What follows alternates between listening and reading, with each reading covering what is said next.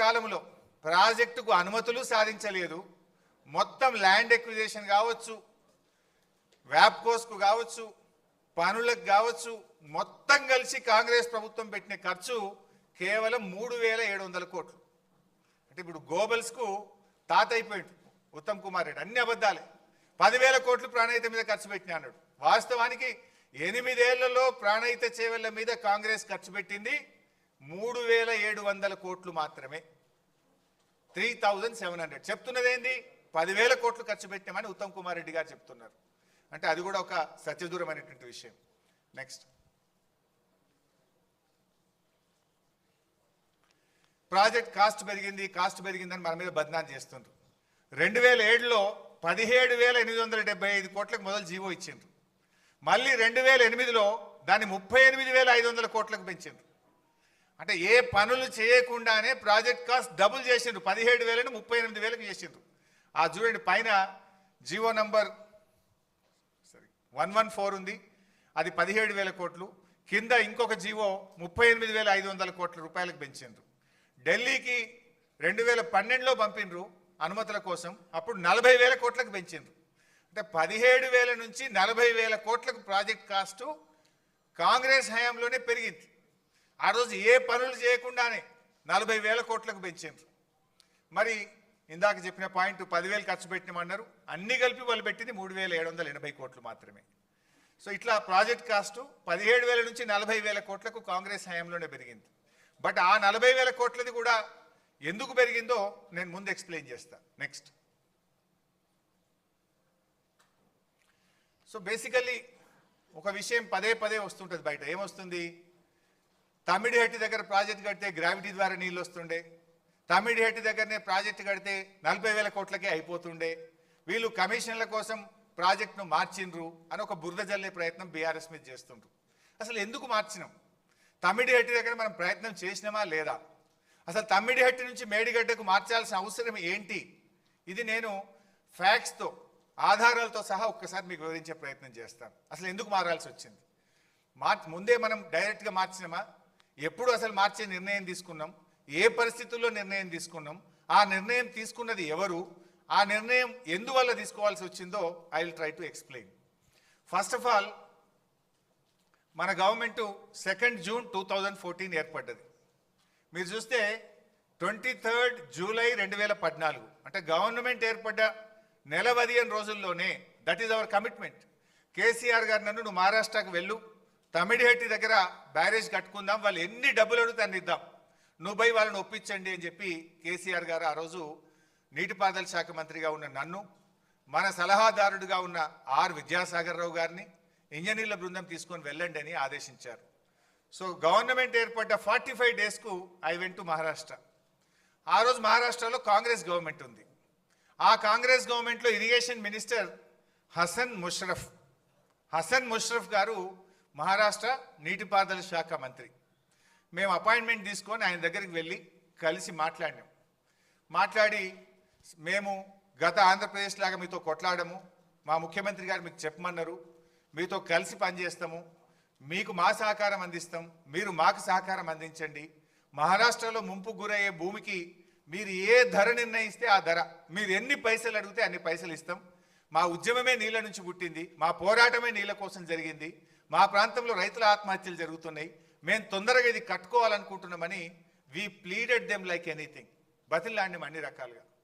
ఆయన మాట్లాడుతూ ఒక విషయం చెప్పారు.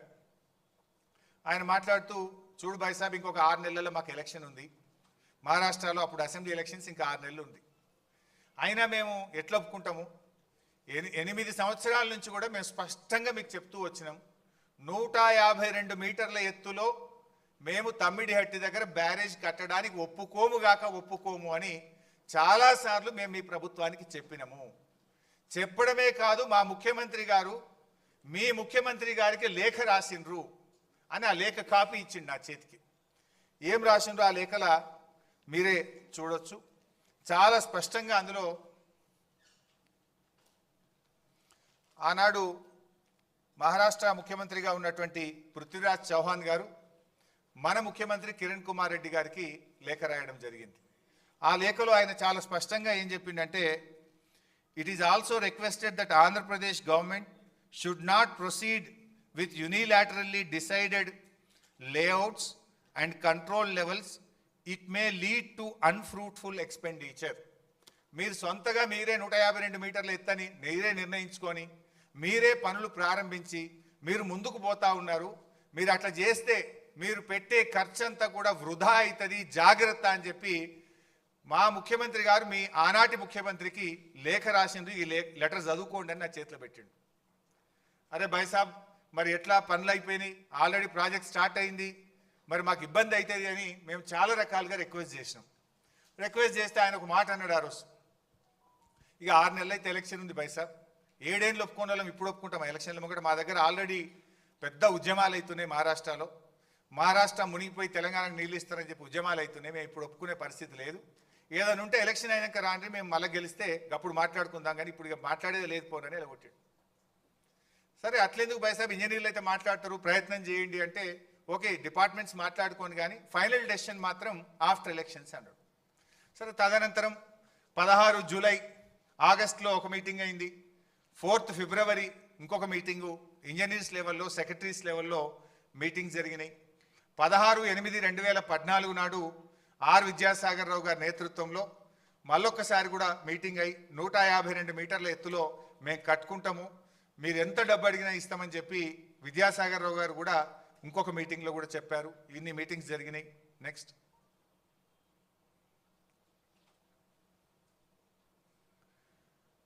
సో ఇట్లా చాలాసార్లు అడిగినాం. ఎప్పుడు అడిగినా కూడా మహారాష్ట్ర నుంచి ఒకటే చెప్పిండ్రు, 152 మీటర్ల ఎత్తులో ఒప్పుకునే ప్రశ్నే లేదు. అవన్నీ మినిట్స్ ఆఫ్ ద మీటింగ్స్ కూడా ఉంటాయి, ప్రతి మీటింగ్ మినిట్స్ కూడా ఉంటాయి. తర్వాత మహారాష్ట్రలో ఎలక్షన్స్ అయింది. దెన్ బీజేపీ గవర్నమెంట్ అధికారంలోకి వచ్చింది. కాంగ్రెస్ ఓడిపోయింది, బీజేపీ గెలిచింది. కొత్త గవర్నమెంట్ రాగానే మళ్ళీ పోయినాం అపాయింట్మెంట్ తీసుకుంటే, అప్పుడు గిరీష్ మహాజన్ గారని ఆంధ్రప్రదేశ్లో మహారాష్ట్రలో బీజేపీ గవర్నమెంట్లో గిరీష్ మహాజన్ గారు నీటిపారుదల శాఖ మంత్రి అయింది. దెన్ ఆయన దగ్గరికి అపాయింట్మెంట్ తీసుకొని 23 డిసెంబర్ 2014 ఆ రోజు మళ్ళీ వెళ్ళి ఆయనను కూడా కలిసాం. కలిసి గిరీష్ మహాజన్ గారిని రిక్వెస్ట్ చేసినాం. చేస్తే ఆయన అన్నాడు, చూడు భాయ్ సాబ్, ఇది పాలసీ డెసిషను, మంత్రులుగా మనం మాట్లాడుకునేది కాదు. ఆల్రెడీ మా బీజేపీ పెద్ద ఎత్తున ఈ ప్రాజెక్టుకు వ్యతిరేకంగా మేము పోరాటాలు చేసినాం, ఉద్యమాలు చేసినాం, అరెస్ట్లు అయినాం. ఇది మన లెవెల్లో అయ్యేది కాదు, బెటర్ ఒకసారి ముఖ్యమంత్రుల లెవెల్లో మాట్లాడితే ఏదైనా పరిష్కారం జరుగుతుందని ఆయన సూచన ఇచ్చింది. దెన్ నేను వచ్చి మన ముఖ్యమంత్రి కేసీఆర్ గారికి విషయం అంతా బ్రీఫ్ చేసినాం. నెక్స్ట్ బ్రీఫ్ చేస్తే కేసీఆర్ గారు స్వయంగా ఆ రోజు మహారాష్ట్రకు వచ్చింది. ఆ డేట్ చూస్తే మీకు గుర్తొస్తుంది, 17 ఫిబ్రవరి 2015. ఆ రోజు కేసీఆర్ గారు బర్త్డే. తన బర్త్డే కూడా పట్టించుకోకుండా, ముఖ్యమంత్రి అయిన తర్వాత జరిగిన ఫస్ట్ బర్త్డే, తన బర్త్డేను కూడా పట్టించుకోకుండా నిజమైన జన్మదినం మహారాష్ట్రను ఒప్పిస్తే నా నిజమైన జన్మదినం అనుకొని బర్త్డే రోజు మహారాష్ట్రకు వచ్చాడు. మహారాష్ట్రకు వచ్చి ఆ రోజు అక్కడ ముఖ్యమంత్రి గారు అదే రోజు అపాయింట్మెంట్ ఇచ్చిండు. ఆయన అపాయింట్మెంట్ ఇచ్చినాడే నా బర్త్డే తర్వాత, కానీ ముందు ఆయన అపాయింట్మెంట్ ఇచ్చిండు, పోదాం పని మమ్మల్ని అందరిని తీసుకొని అటుపోయింది. లక్కీలీ తెలంగాణ బిడ్డ ఆర్ విద్యాసాగర్ రావు గారు, సిహెచ్ విద్యాసాగర్ రావు గారు మహారాష్ట్ర గవర్నర్గా ఉన్నారు.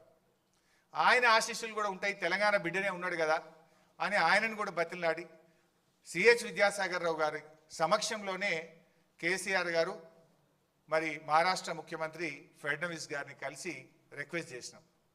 చాలా రిక్వెస్ట్ చేసిన కేసీఆర్ గారు, మన తెలంగాణ ఉద్యమ చరిత్ర, మన పోరాటము, తెలంగాణకు ఉమ్మడి ఆంధ్రప్రదేశ్లో జరిగిన అన్యాయము, రైతుల ఆత్మహత్యలు, కరువు, బాధలన్నీ కూడా వివరించి ఈ ప్లీడెడ్ లైక్ ఎనీథింగ్. ఆల్మోస్ట్ 45 నిమిషాలు కేసీఆర్ గారు తన ప్రసంగంలో మహారాష్ట్ర ప్రభుత్వాన్ని, మహారాష్ట్ర ముఖ్యమంత్రి గారిని పలు విధాలుగా కోరడం జరిగింది.